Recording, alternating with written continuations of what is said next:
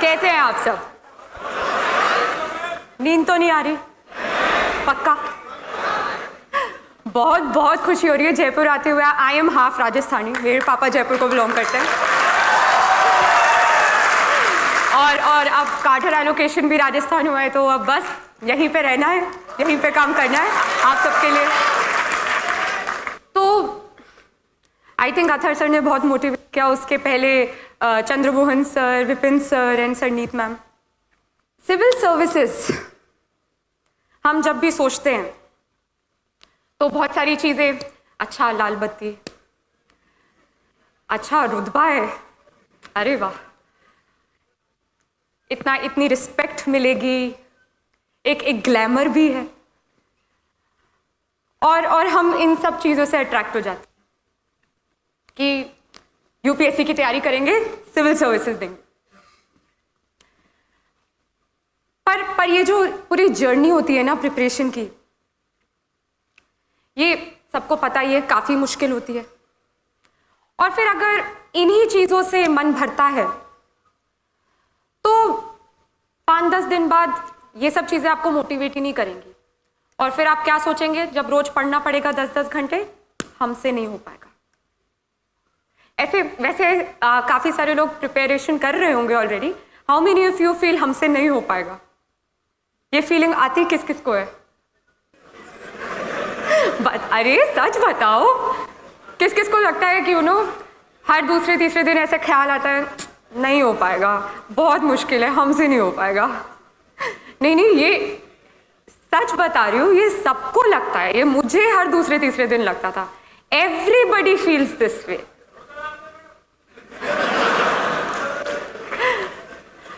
क्योंकि ये एग्जाम इतनी कॉम्पिटिटिव है, इसमें हर फील्ड से स्टूडेंट्स बैठते हैं, इतनी ज़्यादा पढ़ाई करनी पड़ती है। ये वाजिब है कि आपको हर दूसरे तीसरे दिन लगेगा कि बहुत मुश्किल। तो हर दिन अपने आप को कैसे मोटिवेट करें, कैसे अपने आप को याद दिलाते रहें कि नहीं, सिविल सर्विसेज करनी है, मुझे आज 9-10 घंटे पढ़ना है, कैसे कैसे अपने आप को पुश करते रहें। वो तभी होगा अगर हम ये जो लाल बत्ती, रुतबा, इन सब से हटकर एक्चुअली जो ग्राउंड रियलिटी है कि सिविल सर्विस क्यों करना है, क्यों सिविल सर्वेंट बनना है, अगर वो एक्चुअली जो वो विजन है, अगर हम उस पर फोकस करें, तो ही हर सुबह आप उठेंगे और फिर से वो रूटीन फॉलो करेंगे 10-10 घंटे पढ़ने वाला।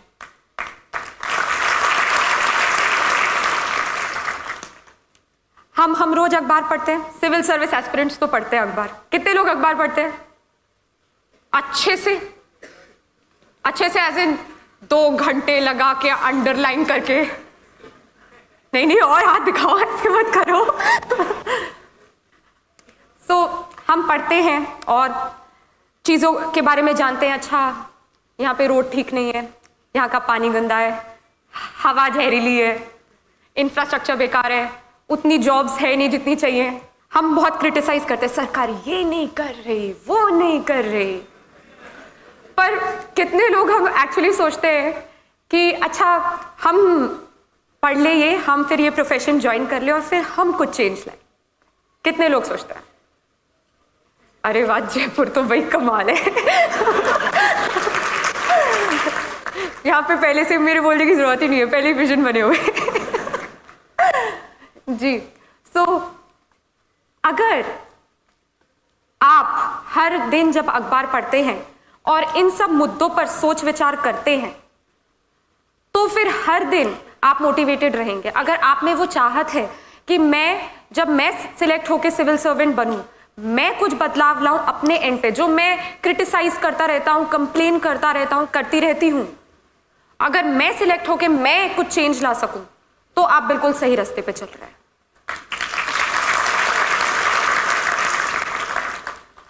मैं आपके साथ एक इंसिडेंट शेयर करूंगी। मैं रिसेंटली हैदराबाद में थी। वहाँ पे I met a lady officer, she has also got selected along with me this time. उनकी स्टोरी एक्चुअली बहुत हार्ट टचिंग थी, इट टच्ड माई हार्ट।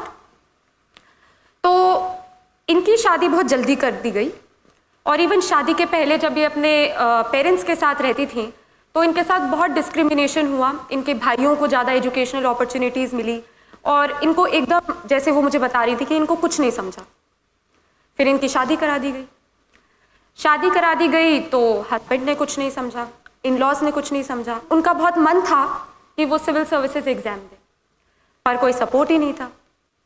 यहाँ पे हम बात करते हैं काफ़ी लोगों की कि चलो हालात ठीक नहीं थे बट फैमिली सपोर्ट था, कोई ना कोई था जो गाइड करता रहा, सपोर्ट करता रहा और इसलिए सक्सेस मिल गई। ये एक ऐसी कहानी है जहाँ सर्कमस्टेंसेस भी फाइनेंशियल इतने अच्छे नहीं थे और कोई सपोर्ट ही नहीं था, और इनका बहुत मन था कि सिविल सर्विसेज करना है। तो कैसे भी लड़ झगड़ के फर्स्ट अटेम्प्ट दिया, नहीं हुआ। एंड पेरेंट्स ने बहुत सुनाया, इन लॉज ने बहुत सुनाया, हस्बैंड का तो कोई सपोर्ट ही नहीं था, पर इनमें बहुत चाहत थी कि नहीं, मैं देश के लिए कुछ करना चाहती हूँ, मुझे सिविल सर्विसेज करना है, मुझ में वो पैशन है। इन्होंने दूसरा अटेम्प्ट दिया, फिर भी नहीं। तीसरा अटेम्प्ट दिया, फिर भी नहीं हुआ। रिश्तेदार पता ही कैसे होते हैं, सुना के उनको इतना परेशान किया। उनका हस्बैंड उनसे अलग रहने लग गया। फोर्थ अटेम्प्ट दिया, फाइनली हो गया, इंडियन फॉरेन सर्विस। एंड हम इस फायर, इस पैशन की बात कर रहे हैं जो चाहिए इस एग्जाम को क्लियर करने के लिए। इतनी इतनी इतनी इतनी हिम्मत चाहिए कि चाहे कोई भी ऑड हो, कोई भी कठिनाई हो, कोई भी डिफिकल्टी हो, आप कर सकते हैं। देखिए, ना ही वो कोई रईस खानदान से थी और फैमिली सपोर्ट नहीं था, हस्बैंड आपसे अलग रहने लग गया। सोचिए किस परिस्थिति में दिया, और चौथे अटेम्प्ट में। तो ये this is the passion we are talking about. Michael Phelps का नाम सुना है आप सबने? तो बीजिंग ओलंपिक्स जब हुए थे, उसके जस्ट आप समझ लीजिए 1-2 महीने पहले की बात होगी, उनका एक्सीडेंट हुआ। डॉक्टर ने बोला कि उनका शायद राइट हैंड इंजर हो गया था, and he said, doctor said that I don't think अभी आप यूज राइट हैंड से कर पाएंगे, कि ज़्यादा चोट लगी है। ही सेड तो क्या हुआ, पैर तो है। And then he went on to win 8 medals in Beijing Olympics. तो कितनी मुश्किलें आती हैं, कितनी परेशानियां आती हैं, पर अगर वो दिल और दिमाग में है कि नहीं, करना है तो करना है, और लोग फिर करके दिखाते भी हैं। सिविल सर्विसेज, जैसे कि मैंने कहा कि काफ़ी मुश्किल परीक्षा होती है, देश की सबसे कठिन परीक्षा होती है। इतने सारे लोग बैठते हैं, हर दूसरे दिन मैंने बताया ऐसा लगता है हमसे ना हो पाएगा। तो ये जो मेंटालिटी है, इसको टैकल करने के लिए आपको सबको अपने लिए वो एक वजह ढूंढनी है। वो एक वजह ढूंढनी है कि आपको वो क्या चीज़ मोटिवेट करती है, क्योंकि आएंगे सबके जीवन में किसी ना किसी प्रकार की कोई ना कोई डिफिकल्टी, कोई ना कोई परेशानी आएगी। कभी कुछ हो जाएगा, कभी आपके पास वो मीन्स नहीं होंगे, कुछ ना कुछ होगा। बट अगर वो एक सोच है आपके दिमाग में, तो वाकई फिर आपको कोई रोक ही नहीं सकता। इस परीक्षा में जैसे कि 3 भाग होते हैं, प्रीलिम्स, मेंस एंड इंटरव्यू। काफ़ी लोग मुझसे पूछते हैं कैसे प्रिपेयर करें, फर्स्ट स्टेप क्या होता है प्रिपरेशन का। और मैं सबको यही कहती हूँ कि फर्स्ट स्टेप है कि आप पूरा यूपीएससी सिलेबस याद करें, मेमोराइज करें, अपने दिमाग में बिठा लें। क्योंकि अगला सवाल वो होता है कि न्यूज़पेपर कैसे पढ़ते हैं।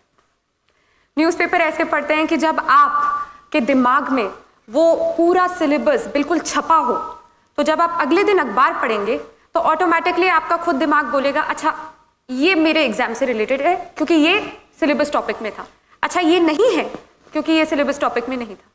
तो सिलेबस याद करना बहुत ज़्यादा इंपॉर्टेंट है, क्योंकि वो आपको अपडेटेड रखेगा। कुछ भी आपके अराउंड हो रहा होगा, आप जब भी अखबार पढ़ेंगे, न्यूज़ देखेंगे, रेडियो पे कुछ सुनेंगे, इंस्टेंटली आप कनेक्ट करेंगे कि ये मेरे एग्जाम के लिए कैसे रेलेवेंट है।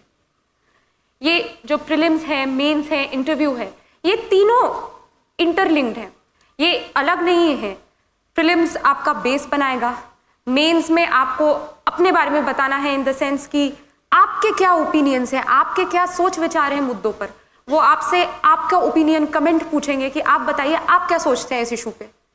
हाँ, और इंटरव्यू तो क्या बताओ, सबसे सबसे डरावना मोमेंट होता है लाइफ का। यूपीएससी इंटरव्यू आपको वो अच्छी तरीके से हर तरीके से ग्रिल करेंगे। इनफैक्ट जब आप वेटिंग एरिया से इंटरव्यू बोर्ड की तरफ चल के जा रहे होते हैं तब आप यही सोचते हैं बस भगवान बचा लेना बस। पर जब आप बोर्ड के इंटरव्यू रूम पे नॉक करेंगे और वो आपको बोलेंगे यस कम इन, और फिर आप बोलेंगे गुड मॉर्निंग मैम सर जो भी है, तो वो जो आपको हल्की सी स्माइल देंगे उसके बाद फिर लगता है चलो ठीक है, अभी मरने वाले नहीं है, अभी जिंदा रहना है। और ये बहुत डराने वाली बात होती है कि नहीं वो तो खा जाएंगे तुम्हें वहाँ पे, बट वो काफ़ी काइंड होते हैं, they are very supportive and वो इवन हिंट्स देते हैं अगर उन्हें लगता है कि आप हिंट से थोड़ा और बेहतरीन आंसर दे पाएँ। तो इसलिए डरना नहीं चाहिए, बट मैं क्यों झूठ बोलूँ, सबसे डरावना मोमेंट होता है लाइफ का और बहुत प्रेशराइज्ड होता है।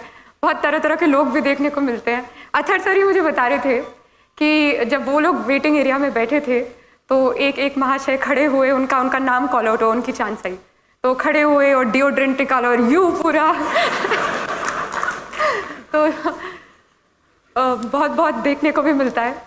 पर ये जो परीक्षा है ये ना ही आपकी सिर्फ एक नॉलेज बेस बढ़ाएगी, ये आपको पूरी तरह एक नया इंसान भी बना देगी। क्योंकि ये जो मेहनत के 2 साल आप देंगे यूपीएससी की परीक्षा के लिए, ये आपको सिखा देगी कैसे कम सोना है, कैसे हर चीज़ सैक्रिफाइस करनी है, कैसे आप डिसिप्लिन्ड होना है। डिसिप्लिन मतलब हर दिन वो ही स्केड्यूल फॉलो करना, सुबह 8 बजे से लेके रात के 8 बजे तक की पढ़ाई करना। तो ये जो डिसिप्लिन है, कैसे सिंसियर रहना, कैसे फोकस रहना, कैसे दोस्तों को मना करना भी आ जाएगा। लोग बोलेंगे चलो मूवी देखने, नहीं मुझे यूपीएससी की पढ़ाई करनी है। सो ये लाइफ चेंजिंग एक्सपीरियंस होता है और ये आपको बहुत कुछ सिखा देता है। जो मुद्दे चल रहे हों आपके आसपास देश विदेश में, आप इतना पढ़ेंगे उन पे कि आपके ओपिनियंस बनने लग जाएंगे कि नहीं ये गलत है, ऐसा होना चाहिए, या ये सही है, ये बिल्कुल ठीक हो रहा है। तो ये इसको एक अपॉर्चुनिटी की तरह भी देखिएगा कि आप जब इस एग्ज़ाम के लिए पढ़ रहे हैं तो ना केवल आप सिर्फ अपनी नॉलेज बढ़ाएं बट अपने आप को एज अ पर्सन भी डेवलप करें। क्योंकि वो सिर्फ पढ़ाकू लोग नहीं चाहते, वो ऐसे लोग चाहते हैं जो आराम से अपनी दिल की बात व्यक्त कर पाए, जो एक लीडर बन के सारे सेक्शंस ऑफ सोसाइटी को साथ लेके आगे बढ़ पाए, जो बहुत कंपैशनेट हों, जो सेंसिटिव हों, जो भारतीय संस्कृति को समझते हों। तो ये एग्ज़ाम सिर्फ एक नॉलेज एक्वायरिंग एग्ज़ाम नहीं है, ये एग्ज़ाम आपको एज एन इंडिविजुअल भी चेंज करती है और आपको एक अपॉर्चुनिटी की तरह से देखना चाहिए कि आप कैसे एक बेहतर रिस्पॉन्सिबल सिटीजन बन पाए। तो ये पूरी फिलॉसफी है इस एग्ज़ाम की। अब अगर हम बात करें कि इस एग्ज़ाम में इतना डर लगता है, इतनी कंपटीशन है, हाँ है, बट अगर आप में वो सोच है, आप रेडी हैं कि नहीं मैं कल अगर मुझे कोई बर्थडे पार्टी में इनवाइट करे और मैं मना करके फिर भी पढ़ सकता हूँ, आप में वो सैक्रिफाइसिंग एबिलिटी आ गई है, तो फिर सीरियसली इस एग्ज़ाम में और कुछ चाहिए ही नहीं। इस एग्ज़ाम में चाहिए एक हार्ड वर्क, डेडिकेशन, सिंसेरिटी और आई थिंक सबसे ज़्यादा एक हैप्पी आउटलुक, एक पॉजिटिव आउटलुक। हम लोग सोचते हैं कि यूपीएससी की पढ़ाई बस कमरा बंद करके बैठना है, सुबह 4 बजे उठना है, भगवान की पूजा करनी है, ये है वो है, ये सब तो ठीक है, बट इससे ज़्यादा इम्पॉर्टेंट है कि आप एक बहुत ही पॉजिटिव पर्सन बने रहें पूरे वो 2 साल। पॉजिटिव इन द सेंस कि आप खुश मिजाज ही रहें। आप ये नहीं कि कमरा बंद कर दिया, सबसे नाता तोड़ दिया, सब फ़ोन वोन बंद कर दिया। हम नॉर्मल इंसान हैं, हमें भी एक आम इंसान की तरह बातचीत भी करनी है, पढ़ाई भी करना है और एक नॉर्मल बैलेंस्ड माइंड भी रखना है। तो मैं तो सबको यही कहती हूँ कि हर 15 दिन 1 दिन बाहर के लिए निकालिए, कहीं घूम के आइए, दोस्तों से मिलिए और पेरेंट्स से तो हर दिन बात करनी चाहिए, क्योंकि वो आपको कॉन्स्टेंटली बूस्ट करते रहेंगे, मोटिवेट करते रहेंगे कि जब भी आपको अच्छा ना लगे कि शायद नहीं हो पाएगा, शायद मैं उतना नहीं पढ़ पाऊंगी या पढ़ पाऊंगा, तो वो आपको हमेशा याद दिलाते रहेंगे कि नहीं, आप में वो काबिलियत है कि आप इस एग्जाम के लिए बैठ सकते हैं, आप में वो काबिलियत है कि आप एक अच्छे सिविल सर्वेंट बन सकते हैं। और खुदा ना खास्ता अगर ना भी हो सिविल सर्विसेज में, तो अगर वो सोच है कि मुझे कुछ करना है, तो आप किसी और तरीके से करेंगे। और वाकई अगर एक दरवाजा बंद होता है दूसरा खुलता है, और अगर एक चीज हासिल ना हो तो हमेशा याद रखिए भगवान ने आपके लिए और बेहतरीन चीज रखी है।